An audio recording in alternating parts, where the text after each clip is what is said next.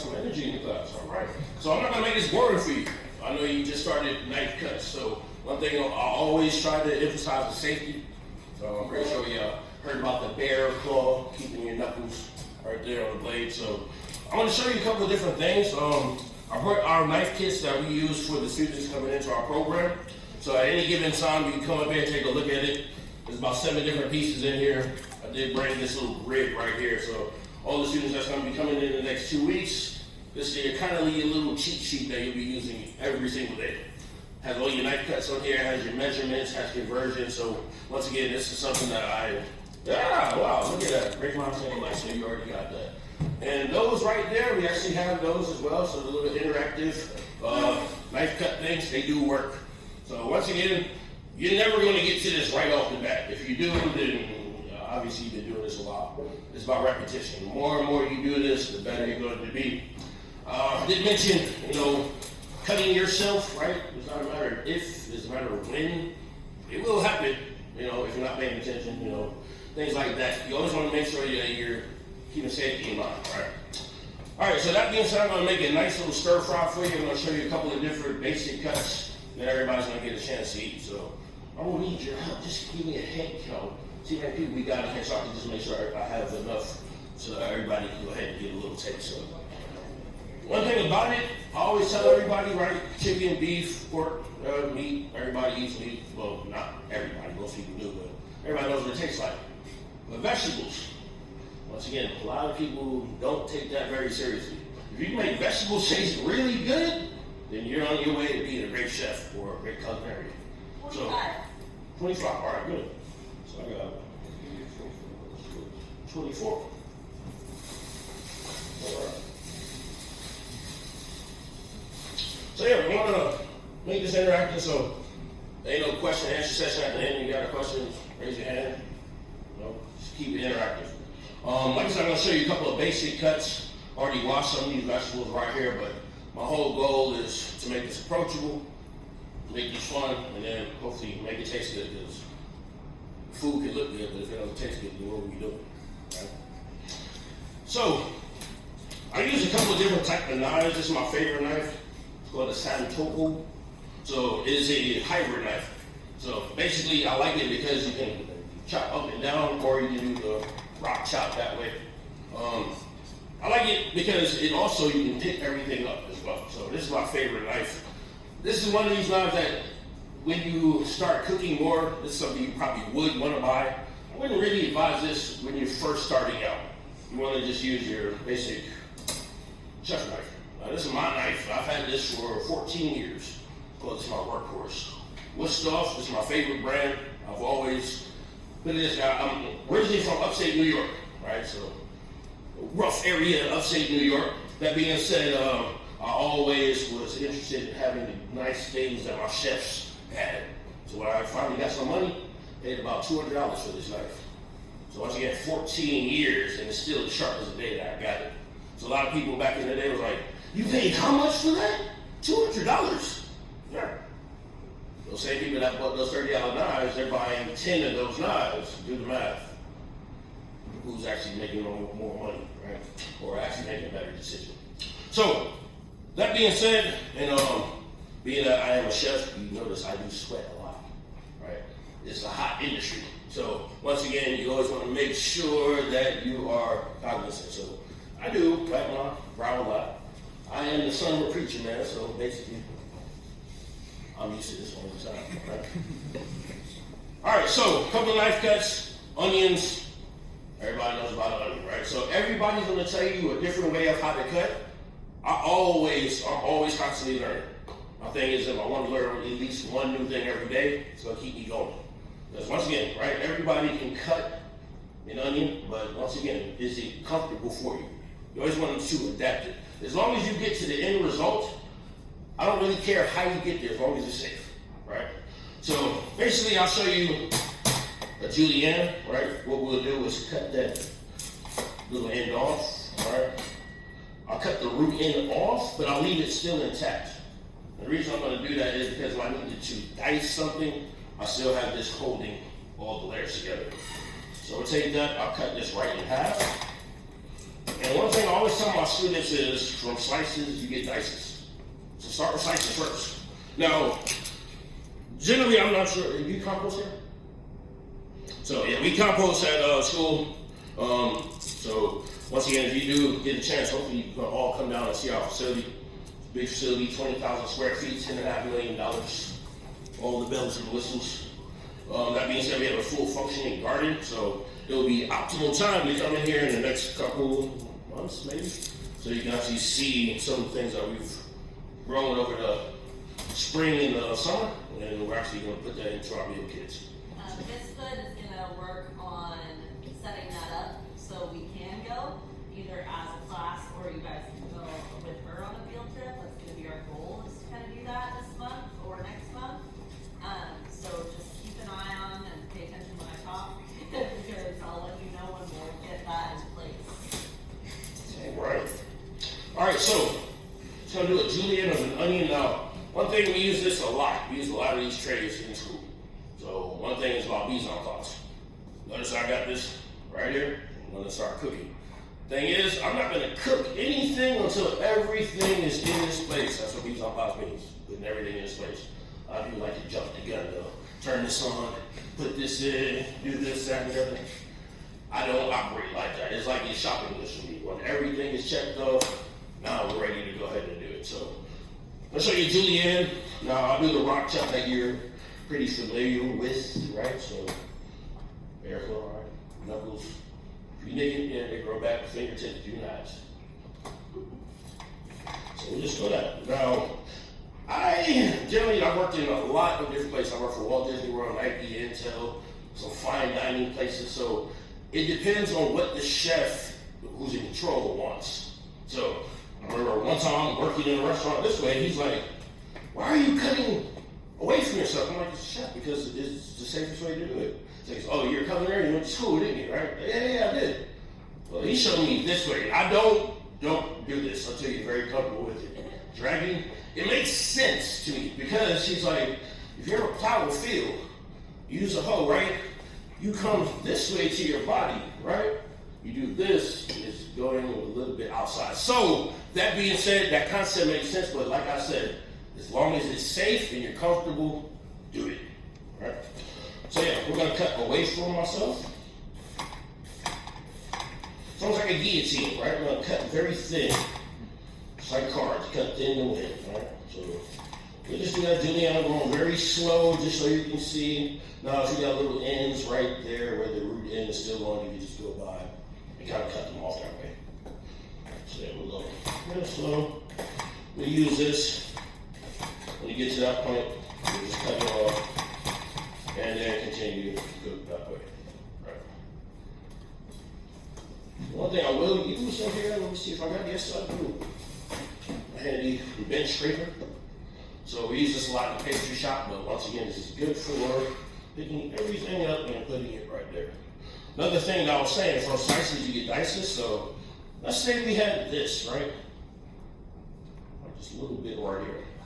Now, if I wanted to go ahead and, if we're working in a restaurant setting and the chef doesn't need it perfect, I need slices. Now, from a julienne, I get a brunoise, so we'll just go ahead and cut straight down that way. Now, I would go ahead and use this for like a soup, something that you're not going to really see the end results, right? Unless I'm still looking at you and talking at the same time, right? So once again, it's like, this is the magnet. This is what you want to do. You want to keep that because your knuckles are going to guide that blade. You're never going to cut yourself. All right, so we'll put this in. I'll do a little detailed cuts on that at the end. Once again, I'm just going to build some flavor. Starting here a little bit. Now, when you get very comfortable with a knife, you can start, like I said, with the Santogo, you can start really getting into it. And if you're in a hurry, you want to make sure that you're very confident with your knife skills. None of you are confident enough to do that. Yeah, don't do it. Like I said, it's about safety. Not about showing off. Last thing you want to do is show off. Now, I don't have a finger, right? You don't want that. Chef doesn't want you to show off. She wants you to. wasn't in that to show, it's just to show you the level of comfort that I have with the tools. This is what you can aspire to be right here. Mm-hmm. Well, the one everybody's kind of familiar with this. Like I said, I like to teach a lot. So the anatomy of this, I learned this a long time ago. I was shocked with it, right? So you have your male parts, you have your females, right? These are the females. They have 4. The males are gonna have 3. These are a lot sweeter. So next time you go into the store, you pick these right here. You want something sweet, like sausage and peppers, get the ones with the 4. Actually cut a lot better too. It's like about 4, a lot better than 3 that way. So it's a little tidbit of information right there. What I'm gonna do is wipe this knife down. We talk about cross-contamination a lot. I'm not gonna worry about that here. I don't have any protein. I don't have anything that's really an allergy. Anybody allergic to mushrooms? Good.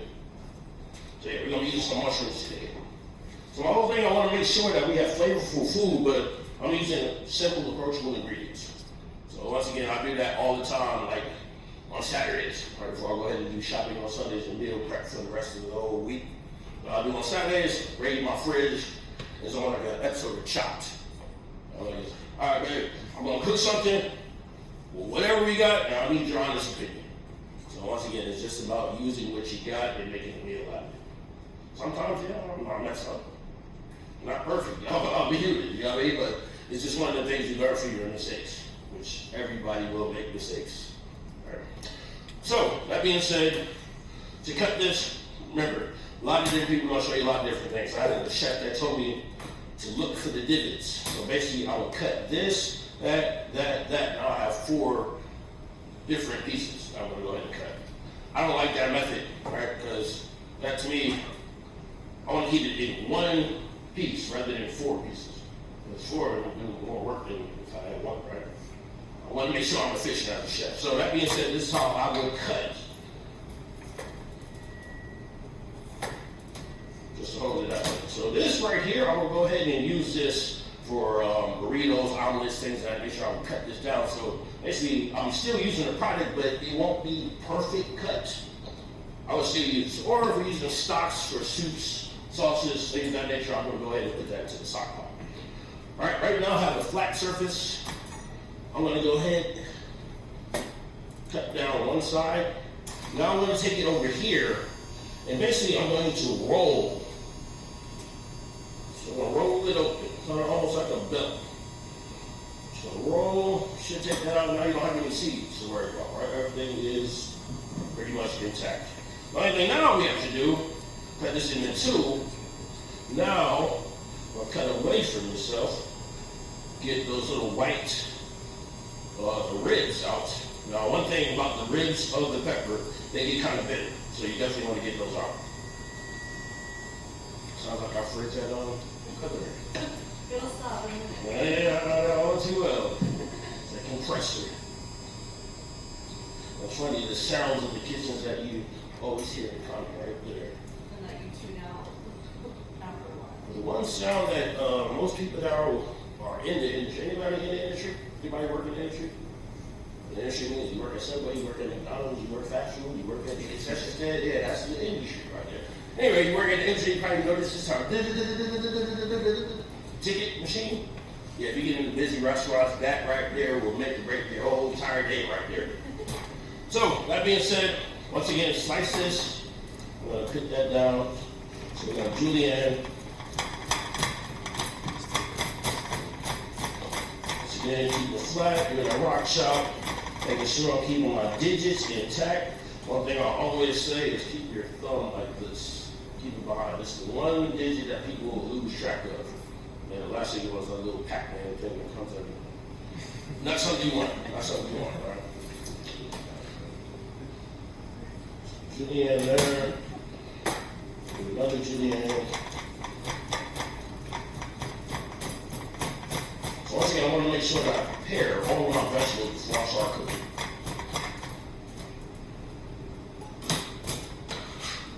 And we will start cooking here in a second. Are there any questions so far? Ask away, guys. Ask away. I'm an open book. This is extra special that we have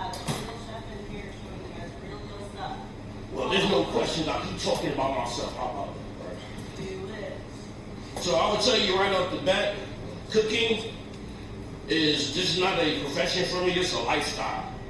Like literally, cooking saved my life. When I was in high school, I wasn't the best student. I was headed down the wrong path, following some people I shouldn't have been following. Got a call from the guidance counselor. It was like, hey, you're not going to graduate if you keep on this way. So here's an option. Either keep doing what you do and end up like your friends on the street, or here's this vocational program. You always said that you're good at, you always have to cook. I don't know, like I said, my dad was a pastor, so church, it wasn't just Sunday. It was Monday, Wednesday, Thursday, Friday, Saturday, and all day Sunday. So basically, what do you do there? You have meals there. So cooking, that was just a natural thing to me. Long story short, I went to this program thinking that I'm just going to go to this vocational program, not learn anything, just go there. Maybe eat something, get this credit and be done with it. But little did I know, I met somebody that would change my life, Chef Young. So basically, we're making, chicken, drenched chicken.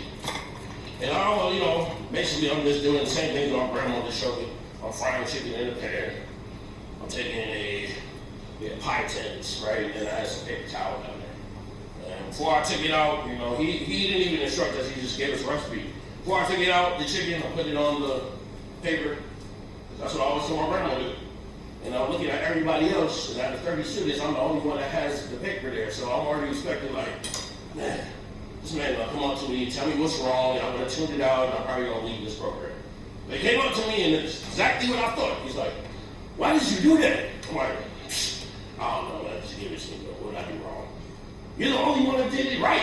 I'm like, what do you mean? Where'd you learn that from? I'm like, well, I'm just still my grandmother told me.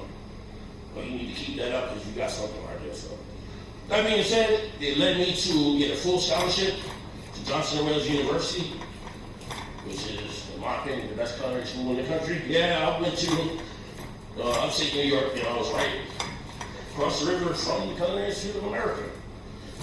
And I'll tell you, the reason I didn't choose the Culinary Institute of America, 2 reasons. At the time I went, they didn't offer an accredited degree. So I always knew that, okay, cool, I want to go to culinary school, I want to get a business degree. If I went there, I would pay $80,000. Yeah, remember, back in the day, $80,000 at the time, which now is $120,000 if you want to go there for 2 years. I would have went there, had a piece of paper for $80,000 and probably making $15 an hour to pay that back. See that equity? So I chose Johnson & Wales. They had an accredited degree and a basketball program. So I'm like, wow, I could be a chef and play basketball at the same time. Wow, where does this exist? So fast forward, I graduated 3rd in my class. Our basketball team was not good at all. Not at all. Let me see, we had 2 losing seasons. We won a total of 3 games our first season. But that being said, I was a Division III athlete. And I still hold that today. Yeah, was I very good? Our team was good, but I had fun doing it. That being said, that accredited degree led me to where I'm at right now. Had I not got that accredited degree, I would not have this job at Clark College. So once again, no matter what you do, if you're going to college, make sure you get an accredited degree. Make sure that degree can transfer. That's very important to know that right there. All right, so we're almost good. Still got some time. We're going to get to some mushrooms. I know I got another class, so I want to make sure that I got some for them as well. So mushrooms are already white. So I don't wash mushrooms in like a sponge. Take a dead paper towel, and I just wipe off the dirt. Right. So with this, now, mushrooms, I used to work at California Pizza Kitchen a long time ago. Now, I would definitely say, as far as that experience was, California, anybody ever eat at California Pizza Kitchen? All right, couple people, right? So, one thing about it is consistency. I didn't realize this until I worked there, right? Every single thing on your station has a measuring tool. 1/8 of a teaspoon for your pepper, 1/4 of a teaspoon for your salt, 1/4 cup for your cream. It has to be that way every single time.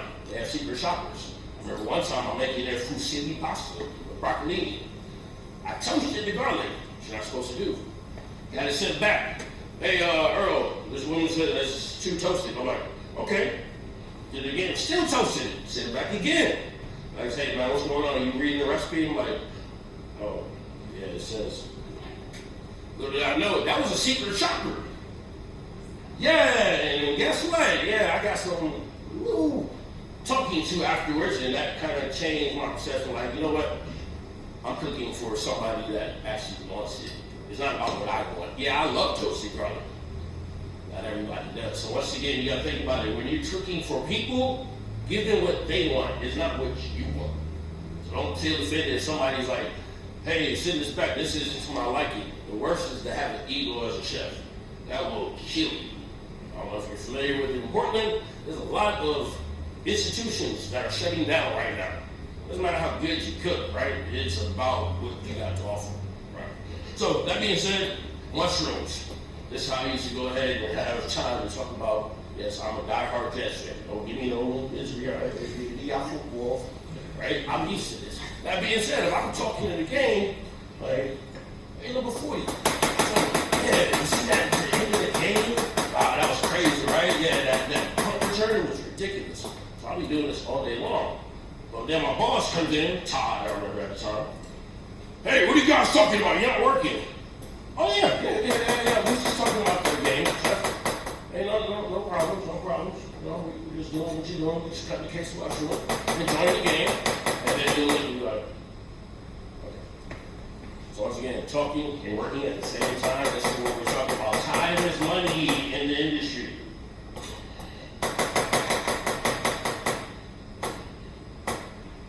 Alright, so we have nuts, mushrooms.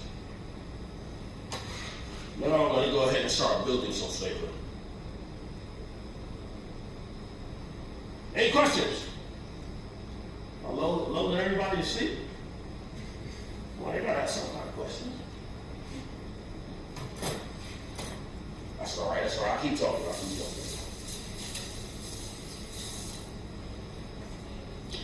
All right, so I will tell you my experience. If I actually showed you my resume, either you would think I'm lying, or you'd be like this, wow, you are a lot older than you look. But you gotta remember at the time when I started in this industry, date myself, mid-90s. So when I started in the industry, it was acceptable to go 3 months at this restaurant, 3 months at this restaurant, 3 months at this restaurant, because when I stopped learning, I get bored. What am I going to do if I'm not constantly learning? So yes, my resume is about 5 pages. That being said, I work everything from fast food, quick service, fine dining, hotels, resorts. Once again, I wanted to go ahead and make sure that I worked in every single field. You know why? Because I wanted to see what I didn't like. And you learned a lot. Yeah, exactly. I worked in supermarkets. Now that's one thing, I worked in fancy supermarkets, zoo pens, right? Make those high-end markets that, this is going to be a great job. Yeah, behind the scenes, it's going to be just like Fred Meyer, Kroger. They're doing the same thing, except you're paying a lot more. So once again, it's these experiences, they do matter. What was your favorite part of the industry to work in? What's that? What was your favorite part of the industry to work in? Like what place? Oh, what was my favorite part of the industry to work in? I would tell you right off the bat, Walt Disney World. I worked there. That basically started the foundation of my culinary career. So I'm just gonna peel some garlic here. We're gonna go ahead and start this, but yeah, Walt Disney World, hands down. I started working there, 18 years old, didn't know anything, worked in 2 restaurants prior before that. Fast forward going into Walt Disney, the first week when you're there, you don't learn anything about your restaurant. You learn everything about the Disney way, the culture. And that was shocking to me because I'm hearing about how Walt Disney did this, that, and he's a very polarizing figure, put it that way. Does a lot of good, but the way that they acquired all that land down there wouldn't fly nowadays. So that being said, I looked at him, and once again, I'm from New York. So I looked at Walt Disney, and I'm like, oh man, this guy created this whole entire world. I'm looking at it, and honestly, if you really think about it, he was a hustler. That's what Disney's all about. Think about it, right? It is. I mean, it's the most magical place in the world, but it's about control and consistency. That being said, I learned a lot from it because you put somebody in the right direction. You do this, not this, because if I do that, I'm insinuating to you. If I do this, I'm telling you that you're welcome. So it's just these little things that I learned the Disney way. This is why you'll see people come in there and do retreats on a yearly basis, because they want to learn the Disney way, how to go ahead and be a better company. I'm not being a spokesperson. They don't pay me anymore to be a spokesperson. Right? That being said, I'm going to tell you, if you want to learn how to be a true culinarian, yeah, Walt Disney World, hands down. And I just had a student just finish his internship there. He just came back 3 weeks ago. You know, I'm not sure if he went to Ridgefield. His name was Grady Harrington. But yeah, he just finished there. He worked at the busiest restaurant in Walt Disney World. And he came back a new person. Because he used to work at the Cove. Anybody know where the Cove is? Right there on the waterfront. New restaurant that just opened a couple years ago. He would be working there. A busy night for him would be 150 people. A busy night at be our guest at Disney World in Magic Kingdom. A busy night is 2,500. So yeah, he's doing fine dining, and he's like, I'm telling him, I'm like, hey, Grady, I'm sending you there because I still have connections. I'm like, I'm sending you there. You're the first person I'm sending there. It's because I believe in you and I know you can do this. Yeah, the first 2 weeks he was overwhelmed. Put it this way, they offered him a job at the end of his internship. And unfortunately he didn't take it because, once again, he's like 19. He lives here. This is the first time he's not going to live in Florida. But he has that experience. And he has that experience in his back pocket. And everything that I told him came to fruition. He was like, Chef, you were right. I would not be able to learn anything like that unless I saw it myself. Are most culinary internships paid? Or Yes. unpaid? Thank you for saying that. Don't be a sucker. Don't work for free. Seriously. Don't work for free. I don't work for free. Yeah, I'm doing this right now, but yeah, I'm going to get paid back for it some way, somehow. All right. Don't work for free. Know your worth. All right. Those days of working in a free internship, I never ever worked in a free internship. Ever. Like, no, you're saying that my time isn't valuable? I'm sorry, I'm not working for you. Though. Get paid. Get paid. Is that me? Okay. I'm not used to this. All right, so we're going to thinly slice garlic. Now, we're going to thinly slice it instead of mince it. If I mince it, it's going to be overwhelming. If I slice it, now I'm just getting the essence of garlic. So you got to think about that, right? It's a little thing called Allicin. Same thing in onions. The more you chop it, the more you're breaking up the Allicin, the more it's going to taste like onions or garlic. Cut it thinly, now I'm just going to enjoy little parts of it. It's not going to overwhelm the whole dish. Anybody ever had a dish that had way too much onions in it? So yeah, you know what I'm talking about. It's probably chopped all uneven. It's another reason why you want to keep it consistent. All right, so let me stop talking for a little bit and let's start to cook. Any more questions? Not some question. That was a great question, by the way. Do you guys have any questions about Clark?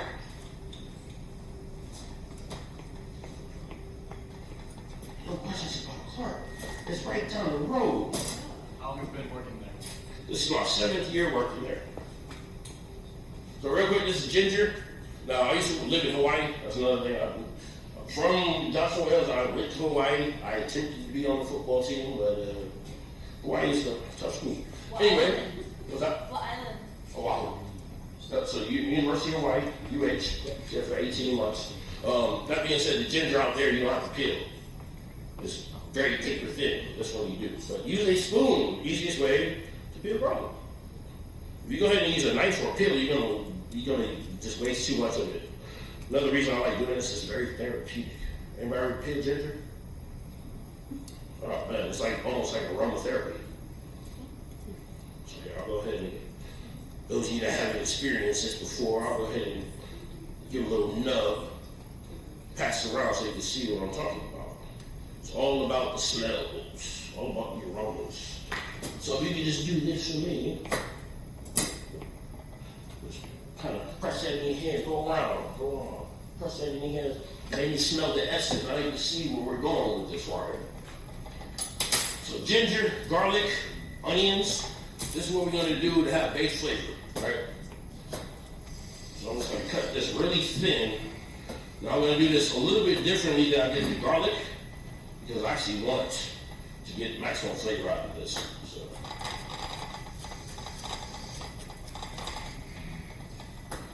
So once again, as a cook, I always gotta make sure it's a new spot for me. So.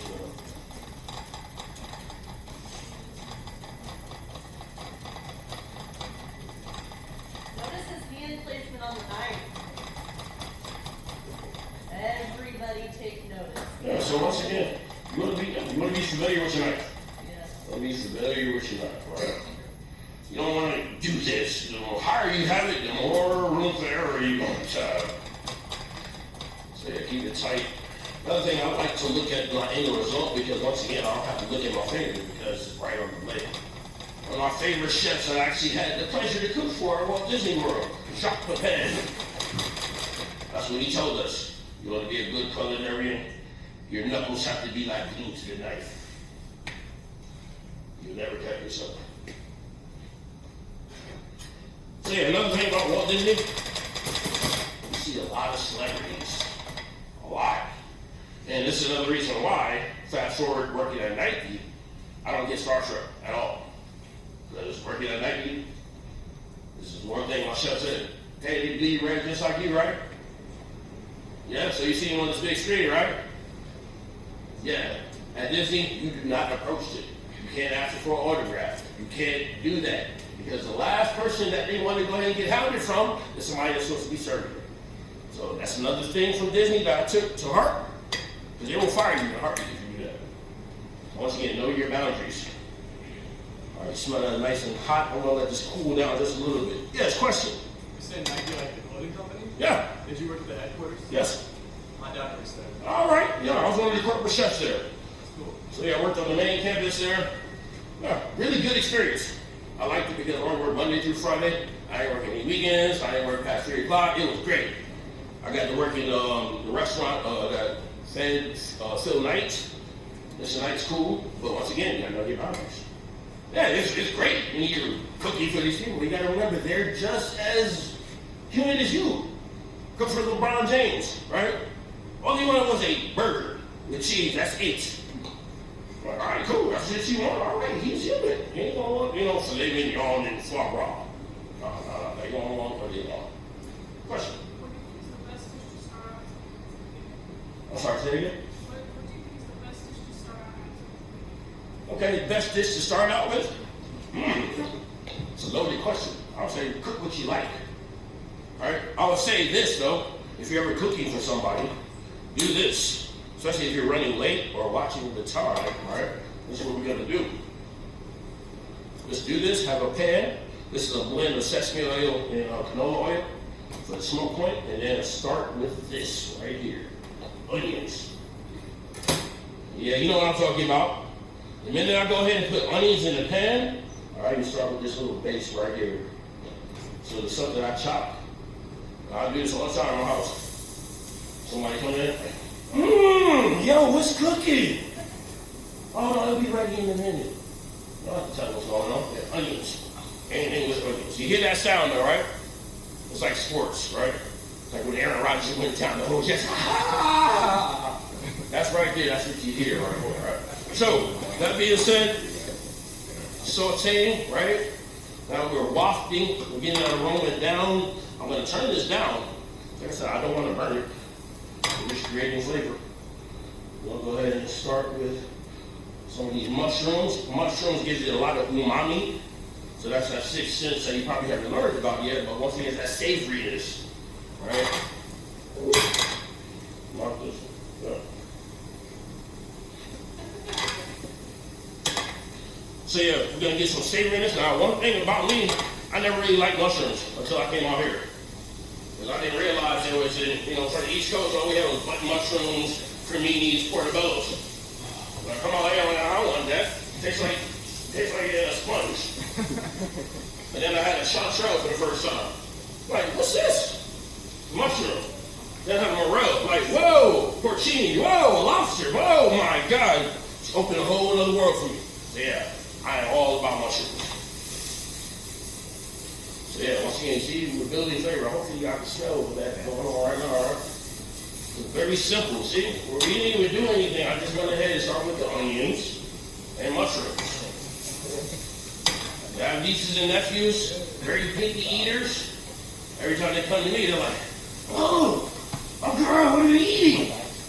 I make chicken nuggets, I make them from scratch, I have them involved in the process. Once again, it's something about growing your food and cooking your own food that actually, I don't know if it's a placebo effect or if it's real. It tastes better. Right? Man. So yeah, we're getting that going right there. We're gonna get some ginger. That's not a ton of ginger.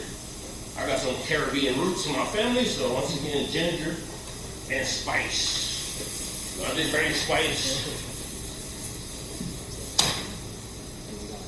We're gonna use some chili flakes. Now, normally what I do, I love Scotch bonnet peppers. I grow peppers. We got some scorpion peppers that we're growing right there on campus right now. But just to tame the heat, I'm just gonna go ahead and use these chili flakes right here. Anybody not like heat? All right, we can all get along. All right. So yeah, a little spice, right? One of those little endorphin kick. Now, what I'm creating at the bottom here is called a fond. Now, that's what all the yummy bits of flavor is going to lie, right? Another thing too, you hear that? Slightly, just a little bit of water, deglazing. So now I'm stopping the cooking, I'm not having it burn, but now I'm bringing all those little yummy bits of flavor into our dish right here. Last thing I need to do is cut some cabbage. And then cut some of our garnishes. Being cognizant of the time, I want to make sure everybody has something to eat here very soon. But yeah, once again, sanitation and safety, that is paramount when you are cooking. You want to make sure not only your food tastes good, but it's safe to eat. So we're going to start with the onions. All these in. And we're going to go ahead and put bell peppers in. I'm going to leave the garlic in for the last bit just because I want to compound that flavor. And we are just going to let this, let me just invert this right here. Create kind of a steam dome, let it steam that way. While I'm talking and putting everything together. Once again, it's about those steps, mise en place. Cabbage. So the cabbage, we're just going to go ahead and cut this. I'm going to use half for your class, half for the other class. So once again, we're taking this heart out. So once again, if you don't take it completely out, want to make sure that you do that. That's the one thing that's not very edible is the core of that. See, I can hear it. Once again, use your senses, right? I can hear it. I'm smelling it. I'm seeing it, right? All of those things is going to matter when you start cooking. I'm going to cut this in half as well. And I want to keep this kind of as thin as possible because I want this to be almost a replacement of a starch. And this is all vegetable based. I'm trying to recreate a whole meal that you have meat, the flavor, the essence, all of that stuff without having any protein.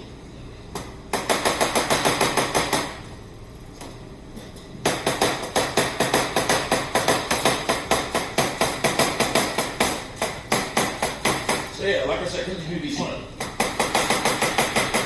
Be safe with it. Put it this way, I work part-time at places. You know, I don't know if you ever heard of the site coachjobs.com. If you look for a job, go ahead and do that. They have these things called shifts. Or you can go ahead and sign up for a shift. You work that day, and there you go. Well, I worked at McMinimans. And they just wanted me to cut onions all day long. So I'm there cutting 8 bags of onions, 50 pounds, all right, 200 pounds of onions. I'm done in 4 hours. And they were just like, wow, hey, can you come back? I'm like, yeah, I'm just here just chilling. What do you do? I'm like, I cook a little bit. I teach people how to cook. Oh, really? Oh my gosh, you can really run this place if you really wanted to. I'm like, oh, well, thank you. I do that just because I keep my skills relevant. Right? If I'm seeing that from an industry person, I know that what I'm teaching my students is actually the truth right there. And they would beg me, like, how much you want? We'll pay you $26 an hour. I was like, okay. That's kind of an insult, but yeah. So once again, know your worth. Know your worth. All right, so once again, if you do this correctly, all that stuff at the bottom should come up seamlessly.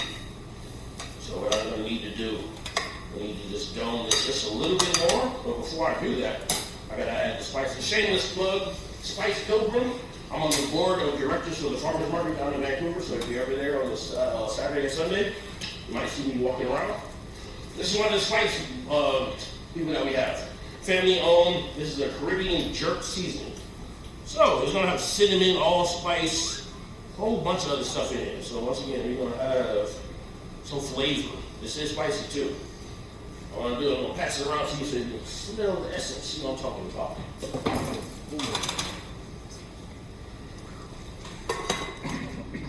Yeah. Don't inhale too much. Don't get spicy.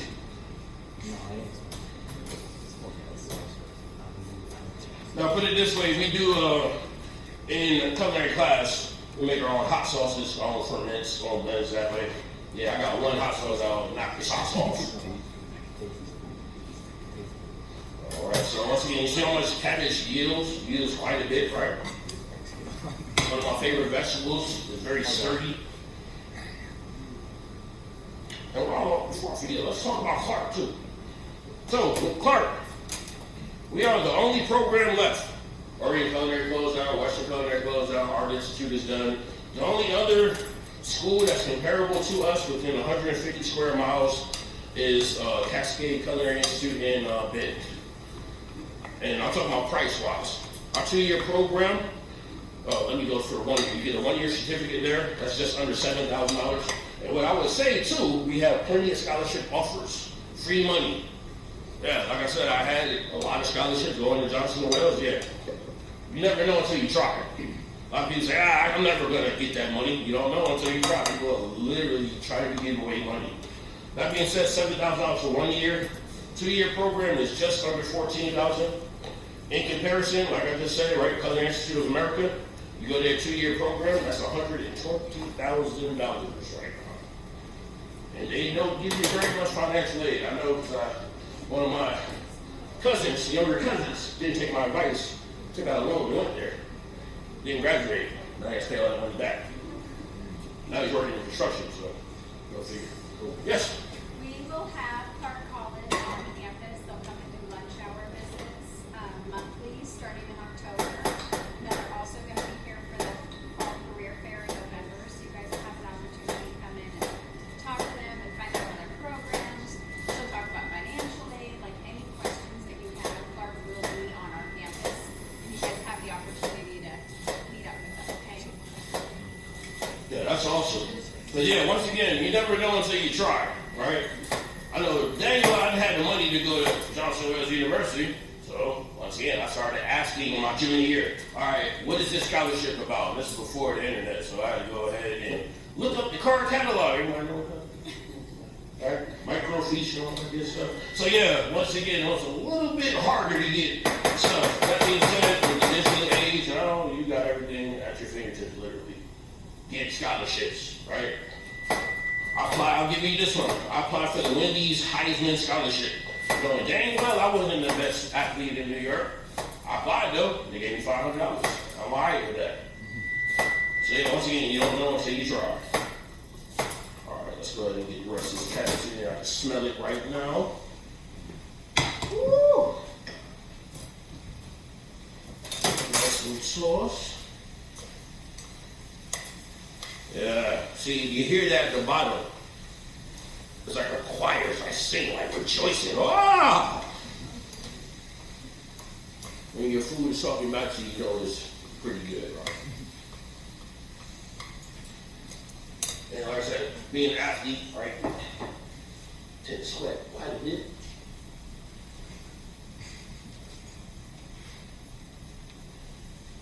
And that's one thing, I still play basketball. Yeah, we do have a big sports program at Clark too. Yeah, we got basketball, we got baseball, we got football. Oh, I know we got football. Wish we did. Alright, so one last thing I'm going to put in here to make it really good. Two things. Just to season it up, we got some liquid aminos. So think about this as soy sauce without the gluten. Yeah, I gotta hurry up. About 5 minutes. Make sure everybody eats. Get the rest of this in here.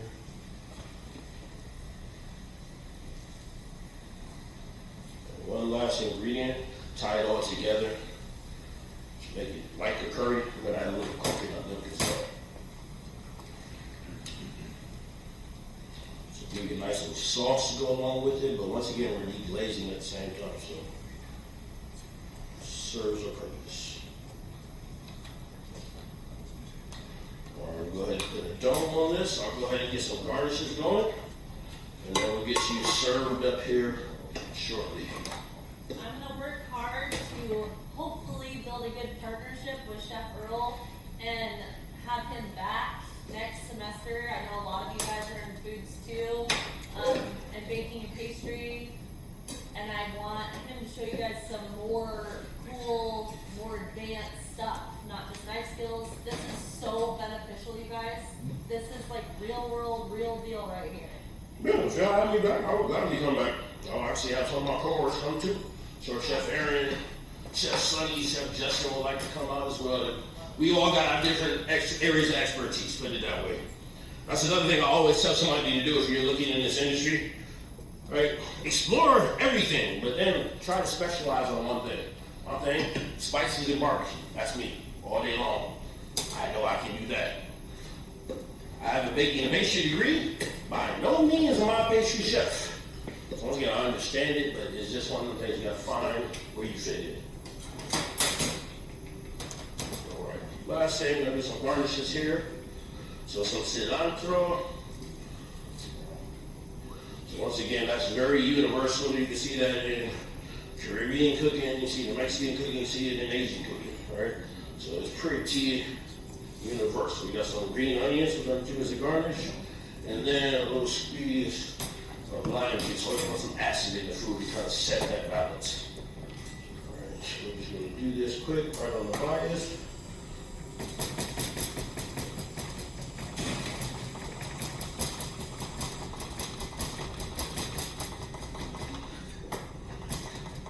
Yeah, at school we had the big 6-foot table, so it was like this. It's always posture. Posture. That's another thing too. Work out too. A lot of people don't think that, you move a lot in this industry, in this profession. A lot of people don't understand, exercise. You gotta be dexterous, you gotta have some dexterity. I'm gonna chop up some cilantro. Very quick. So once again, fresh herbs you always want to add towards the end, so it gets that fresh flavor, otherwise it gets muted. There we go. There we go. So once again, being a new space, without having to lay the land is one of the things that can get a little tricky. All right, there we go. Oh, yes. Notice how he's always paying attention to the clock? You guys will be doing that. Well, yeah, I have a stopwatch when I'm not at school. You hear me every half hour, every 15 minutes. Yeah, once again, it's about time. Time is money. Time is money. All right, so what I'm going to do is I'm going to take a taste of this because I think this is already done.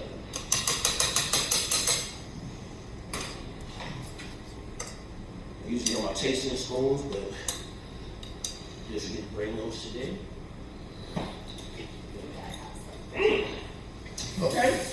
Yeah, like I said, it's gonna have a little kick to it.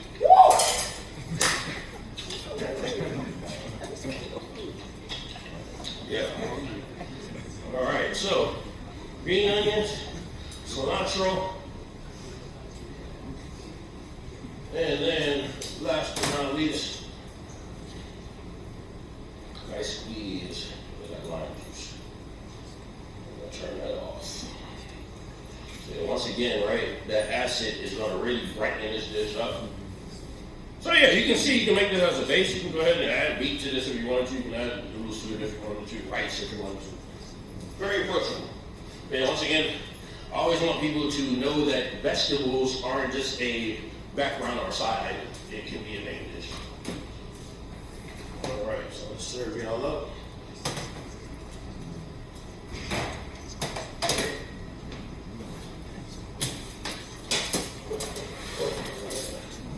Any questions? Any questions? Any questions?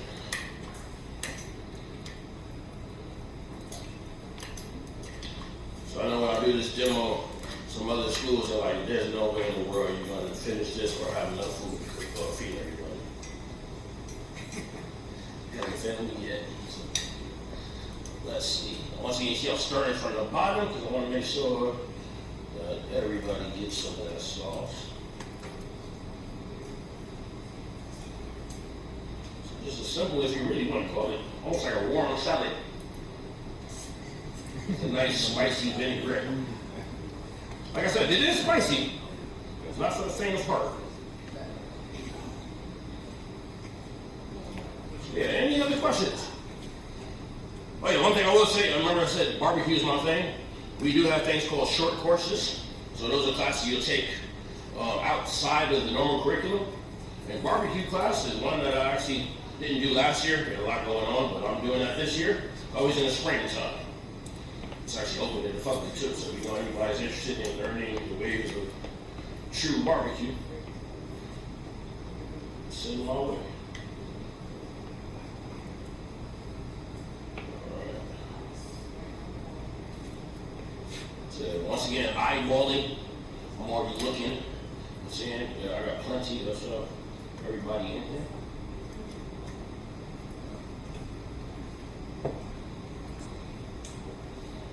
I want to thank y'all for being receptive. We're quiet, but that's all right. I get it. It's only still morning. So you got a football game today? Yes, sir. Who y'all playing? Pockets. Pockets. Oh, that's my time, isn't it? All right, so everybody, when you get a chance to eat, please take a fork right there. Thank you so much. Yeah.